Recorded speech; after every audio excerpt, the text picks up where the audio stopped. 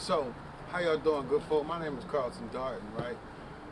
Today, we in the lost city of New York, doing our thing real big. And what we're gonna do is, we're gonna talk about a Polynesian myth that I find real dope.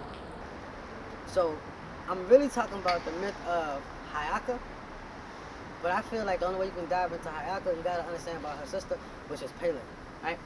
So basically, Pele was a fire god, right? And she had a sister named Namaka that was um, the water god. Pele's powers was real out of control compared to other people with different powers. And Namaka didn't really like the fact that she couldn't control her stuff, right? So, Her name means goddess of fire, from what I understand. Her and her sister are rivals. but what really happened was she started messing with the pig god, right? Or who's a lesser god than her status, right? Every island she went, her sister Nameke would come through with the water, and then fire and water turn everything to stone. So she got real live people all stoned up and stuff like that right there, right? She was causing mad havoc and bringing the Moab people, right? Just all type of terror was going on in the land of Hawaii and whatnot, right? So boom, now here we go. When they told her to go, she decided to take her sister. When she took her sister was still an egg. So she had to find a decent place for her sister to be born, and she had to find a decent place for herself to reside in, right? So boom, she finally found a spot. She put Hayaka down. Hayaka gets born, right? She summoned her and all that right there. Hayaka, she got great powers, right? But she's still a baby. And Pele treated her good, so she didn't necessarily know any of Pele's bad side or whatever. They living in a good space or whatever. She had a little lover or a person that she was interested in, and she really liked lotus flowers. So that was her thing. So one day Pele said, "Listen." She wanted to send somebody on a quest. And Ayaka, she was kind of green, and I guess she was of age. She wanted to do something with herself, so she was like, "I go, but I'm not only gonna go.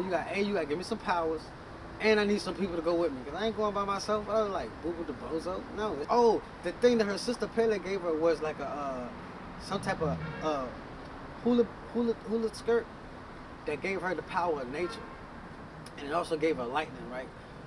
So Pele was like, "You right, and you my baby sister. I love you."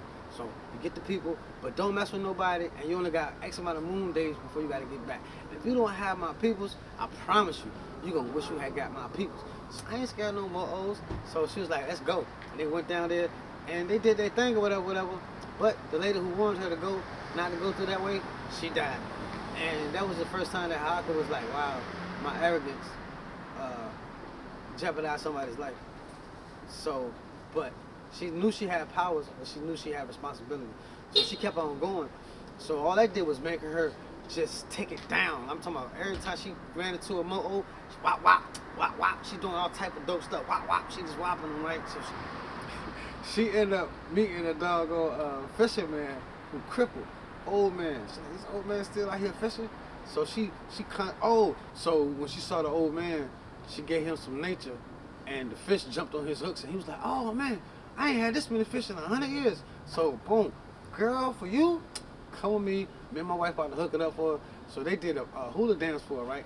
And what y'all don't know about Polynesian hula dances is they not just people shaking and shaking and shaking. Them shakes actually mean stuff, right?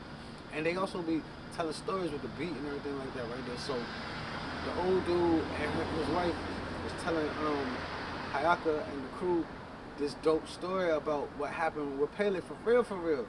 And Hayaka had never heard anything about Pele's bad side and found out that they got mad ancestors etched in stone and whatnot because when she burnt everything up, that's what happened to them.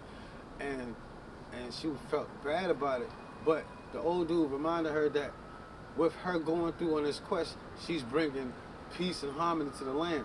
So Hayaka went to sleep and she woke up and like, I gotta go because I don't got but X amount of moon and Pele about to do something weird. I got a feeling, right? She finally get to a spot where the real bad witches is down there, and they like they laughing at her because they're like, aha, you can kill us, but you still can't get the dude. Then they get up there and the dude been dead for like 2 weeks.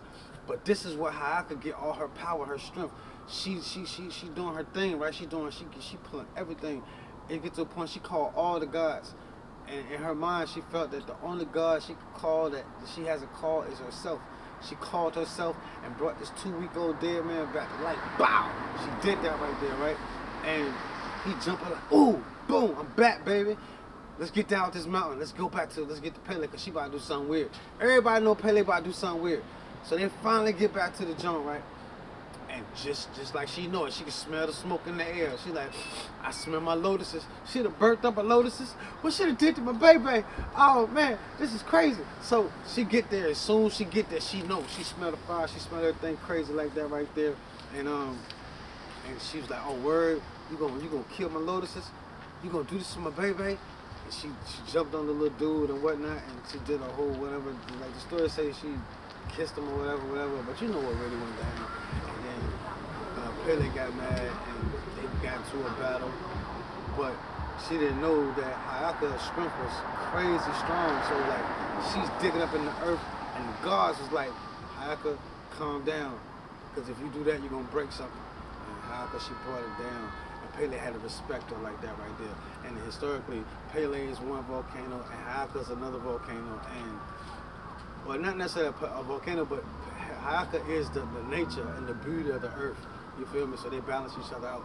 And that's for the most part how this story goes. It's just like a level of harmony. And how you gotta go through hell to come out right sometimes. So that's my story about the myth of Hayaka and the Polynesian myths. I hope y'all like what I had to say. So listen, this your man Carlson Dunn right here. What we gonna do is keep on getting better, keep on improving. Thank you. Peace.